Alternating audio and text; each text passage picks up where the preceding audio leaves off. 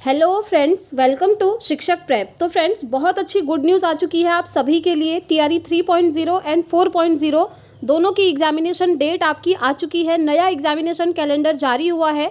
अभी मैं आपको एग्जामिनेशन कैलेंडर डिटेल में दिखाऊंगी और काफ़ी सारे चेंजेस उसमें हुए हैं फ्रेंड्स। जैसा कि हमने पहले सोचा था एज इट इज़ वैसा ही नहीं है, बहुत सारे चेंजेस हैं। और साथ ही साथ आपका रिजल्ट कब आएगा उसकी डेट भी यहाँ पर आ चुकी है। ये ऑफिशियल कैलेंडर है फ्रेंड्स, अभी जो हम डिटेल में देखने वाले हैं। साथ ही साथ जो एज रिलैक्सेशन है उसमें भी कुछ चेंजेस हैं, उसको लेकर भी बात करेंगे। और साथ ही साथ कुछ स्टूडेंट्स ऐसे हैं जो एग्ज़ाम नहीं दे पाएंगे, जैसा कि मैंने आपको पहले भी बोला था। तो वो कौन से स्टूडेंट्स हैं वो भी मैं आपको बताऊंगी। तो चलिए सारी चीज़ें हम डिटेल में जान लेते हैं, बने रहिएगा वीडियो में एंड तक। तो ये आप जो स्क्रीन पर देख पा रहे हैं फ्रेंड्स, ये है आपका एग्जामिनेशन कैलेंडर जो कि ऑफिशियल वेबसाइट पर आज ही जारी हुआ है। अगर आप लोग चाहें तो खुद से भी ऑफिशियल वेबसाइट पर जाकर इसे डाउनलोड करके देख सकते हैं। और ये मैंने ऑलरेडी अपने टेलीग्राम चैनल पर शेयर कर दिया है, तो आप लोग वहाँ जाकर इसको खुद से भी देख सकते हैं। तो आप देख पा रहे होंगे यहाँ पर सबसे पहले मैं आपको दिखाती हूँ टीआरई 3.0 की री एग्जामिनेशन की जो डेट आई है। यहाँ पर देखिए 10th नंबर पर लिखा है स्कूल टीचर री एग्ज़ाम। और यहाँ पर आप डेट देख पा रहे होंगे 10 जून से 12 जून 2024, यानी कि 10, 11, 12 इन 3 तारीख में आपका एग्ज़ाम होना है। और जून में, जैसा कि मैंने आपको पहले भी बोला था, इलेक्शन के बाद ही आपका एग्ज़ाम होगा। ठीक है, तो 10 से 12 जून के बीच में आपका एग्ज़ाम है। और रिज़ल्ट कब आएगा उसकी डेट भी यहाँ पर देख लीजिए, 10 जुलाई को रिज़ल्ट आने वाला है। यहाँ पर क्लियरली ये डेट आपको दे दी है। जैसा कि मैंने आपको पहले भी बताया था कि रिज़ल्ट आपका जुलाई एंड तक आ जाएगा, क्योंकि अगस्त में इनको टीआरई 4 भी कराना है। तो यहाँ पर आपने देख लिया 10 जून से 12 जून के बीच में टीआरई 3 का एग्ज़ाम होगा और रिजल्ट आएगा 10 जुलाई को। ठीक है, चलिए अब मैं आपको दिखाती हूँ टीआरई 4.0 की एग्जामिनेशन डेट जो यहाँ पर आई हुई है। यहाँ पर देखिए आप सेकंड नंबर पर लिखा है टीचर रिक्रूटमेंट एग्ज़ाम। देख लीजिए डेट 24 अगस्त। ठीक है, 24 अगस्त से आपका टीआरई 4 का एग्जामिनेशन है और इसका रिजल्ट आएगा 24 सितंबर। तो 1 महीने के अंदर अंदर आपका रिजल्ट आ जाना है, टीआरई 3 का भी और टीआरई 4 का भी। अब देखिए जिन स्टूडेंट्स ने इस बार फॉर्म फिलअप करा है टीआरई 3 के लिए, वो तो अपनी प्रिपरेशन में लग जाइए और एग्ज़ाम बहुत नज़दीक है। और टीआरई 4 में तो वो कैंडिडेट भी एलिजिबल होंगे जिनका सीटेट जुलाई में एग्ज़ाम है। तो सीटेट जुलाई 2024 वाले जो कैंडिडेट हैं वो टीआरई 4 में अपीयर होंगे। और टीआरई 4 है आपका 24 अगस्त को। ठीक है, साथ ही साथ ये जो टीआरई 4 है यहाँ पर एस्टेट अपीयरिंग कैंडिडेट भी एलिजिबल हैं, क्योंकि एस्टेट का जो एग्ज़ाम है वो भी आपका मई लास्ट से लेकर जून फर्स्ट वीक में आपका एग्ज़ाम होना है एस्टेट का। तो जो एस्टेट क्वालिफाई कर लेंगे वो टीआरई 4 में अपीयर होंगे। तो इस तरीके से आपने देख लिया टीआरई 3 की एग्जामिनेशन डेट भी आ गई है और टीआरई 4 की भी, साथ ही साथ रिजल्ट की डेट भी आ चुकी है। चलिए अब यहाँ पर कुछ और इम्पॉर्टेंट डेट्स हैं वो भी मैं आपको बता देती हूँ। आप में से काफ़ी सारे स्टूडेंट्स ने फॉर्म फिलअप करा होगा हेड टीचर। ठीक है, हेड टीचर की एग्जामिनेशन डेट भी यहाँ पर आ चुकी है, वो है आपका 13 जून को।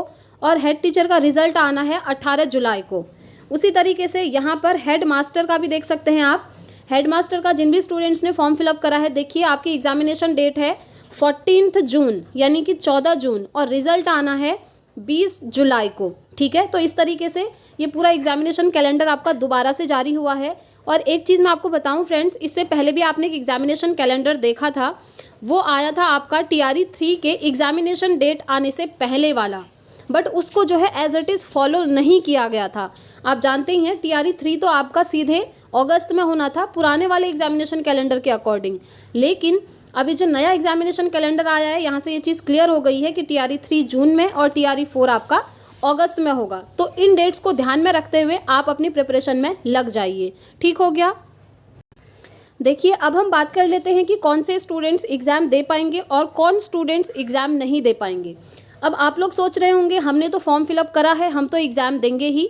जी यस, एग्ज़ाम दे सकते हैं ज़रूर, लेकिन अगर आपका सिलेक्शन हो गया ना तो डॉक्यूमेंट वेरिफिकेशन के टाइम पर आपको बाहर भी किया जा सकता है, जैसे कि टीआरई 1 और टीआरई 2 में किया था।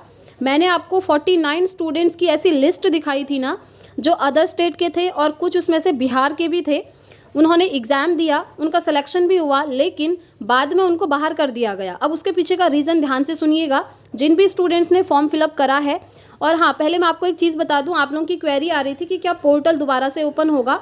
अगर पोर्टल दोबारा से ओपन होता तो वो स्टूडेंट्स भी यहाँ पर फॉर्म फिलअप कर पाते जिन्होंने पहले फॉर्म फिलअप नहीं करा था। लेकिन एक चीज़ क्लियर हो चुकी है फ्रेंड्स, अब आपका पोर्टल दोबारा से ओपन नहीं होने वाला है। यानी कि पहले जितने आवेदन हुए हैं, जितने फॉर्म फिलअप ऑलरेडी हो चुके हैं सिर्फ वही कैंडिडेट यहाँ पर एग्ज़ाम दे पाएंगे और उन्हीं का एडमिट कार्ड आएगा। और एडमिट कार्ड आएगा कब? एडमिट कार्ड आएगा एग्ज़ाम से 2 दिन पहले। जो आपका मेन एडमिट कार्ड रहता है उसमें आपका एग्जामिनेशन सेंटर, टाइमिंग, सारी चीज़ें मेंशन होंगी।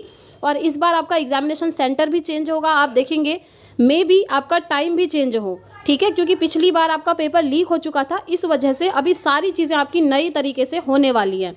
तो ये चीज़ है, पोर्टल दोबारा से ओपन नहीं होगा, ठीक हो गया। अब जिन स्टूडेंट्स ने फॉर्म फिलअप करा है उनमें से किनको एग्ज़ाम देने जाना चाहिए और किनको नहीं जाना चाहिए, पहले मैं आपको एक चीज़ क्लियर कर दूं। बिहार से अदर स्टेट के जो कैंडिडेट्स हैं उनके अगर सीटेट में 90 मार्क्स से कम है तो आप लोग एग्ज़ाम देने मत जाइएगा।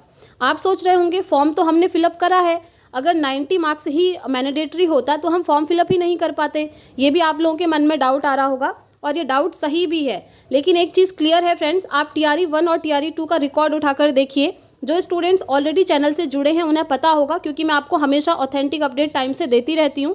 और काफ़ी सारे कैंडिडेट्स की ऐसी लिस्ट दिखाई थी मैंने TRE 1 और TRE 2 की, जिसमें जो अदर स्टेट के कैंडिडेट हैं सीटेट वाले, उनके सीटेट में 90 से कम मार्क्स हैं, लेकिन उन्होंने फॉर्म फिलअप करा था, उनका सिलेक्शन भी हुआ था, बट उनको ज्वाइनिंग के टाइम पर बाहर कर दिया गया।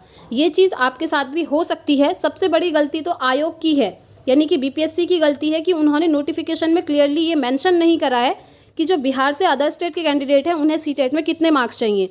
अब इसी डाउट में बहुत सारे लोग फॉर्म फिलअप कर देते हैं जिनके सीटेट में 90 से कम मार्क्स हैं, वो भी। अब स्टूडेंट्स की गलती तो है नहीं, क्योंकि BPSC ने खुद वहाँ पर मेंशन नहीं करा है, जो कि करना था। लेकिन मेरा काम है आप लोगों को अवेयर करना। तो अगर आप लोगों के सीटेट में 90 से कम मार्क्स हैं और आप अदर स्टेट से बिलोंग करते हैं, चाहे आप अदर स्टेट के मेल कैंडिडेट हों, चाहे फीमेल कैंडिडेट हों, चाहे आप किसी भी कैटेगरी से बिलोंग करते हों, आपको 90 मार्क्स मैंडेटरी चाहिए अगर आप बिहार में शिक्षक भर्ती में एग्ज़ाम देने जा रहे हैं तो। ठीक है, पहली बात तो ये हो गई। दूसरी बात हम कर लेते हैं कि और कौन से कैंडिडेट्स जो हैं बाद में बाहर हो सकते हैं। वो कैंडिडेट्स बाद में बाहर होंगे जिन्होंने अभी फर्जी डॉक्यूमेंट्स लगाए हैं। ऐसे भी 9 कैंडिडेट्स की लिस्ट मैंने आपको 3 दिन पहले ही दिखाई थी जिन्हें बाहर किया गया। और एक तरीके के कैंडिडेट वो भी हैं जिनका सब्जेक्ट कॉम्बिनेशन में गड़बड़ी हो गई थी, अब वो भी आप लोग ध्यान रख लीजिएगा। और साथ ही साथ कुछ कैंडिडेट्स तो इस तरीके के थे जिन्होंने 6 to 8 मैथ साइंस के लिए अप्लाई करा था, और जब डॉक्यूमेंट वेरिफिकेशन हुआ तो देखा कि उनका 6 to 8 जो सीटेट है वो SST सब्जेक्ट से क्वालिफाई है। तो इतना दिमाग तो आप लोगों के पास खुद भी होगा कि अगर आप जिस भी क्लास में जिस भी सब्जेक्ट के टीचर बनना चाहते हैं उस सब्जेक्ट में आपका सीटेट होना चाहिए। तो ये सारी चीज़ें ध्यान में रखिएगा, तभी एग्ज़ाम देने जाइएगा। अदरवाइज़ आप इतना दूर जाएंगे एग्ज़ाम देने, आपका पैसा भी वेस्ट होगा। और सबसे बड़ी बात है टाइम, एक बार टाइम चला जाता है वापस नहीं आता, ये आप भी जानते हैं। टाइम आपका वेस्ट हो जाएगा, साथ ही उस सीट पर जो एलिजिबल एक कैंडिडेट होगा उसको सीट नहीं मिल पाएगी, क्योंकि आपका सिलेक्शन हो जाएगा तो आपको तो बाद में बाहर किया ही जाएगा। इसलिए ये सारी चीज़ें अगर आप लोगों के साथ हैं, आपके डॉक्यूमेंट्स कंप्लीट नहीं है या फिर इस तरीके की गलती आपने करी है, तो प्लीज़ आप लोग एग्ज़ाम देने मत जाइएगा, ठीक है। बाकी जिन भी स्टूडेंट्स का एग्ज़ाम है उन सभी को ऑल द वेरी बेस्ट। अपनी प्रिपरेशन में अभी से लग जाइए। और हो सकता है, क्योंकि देखिए यहाँ पर एक चीज़ और है, इन्होंने दिया है टेंटेटिव, ये टेंटेटिव डेट है, ठीक है, संभावित है। ये नहीं लिखा है कि 100% इसी डेट पर एग्ज़ाम होगा। तो टेंटेटिव का मतलब ही होता है संभावित तिथि।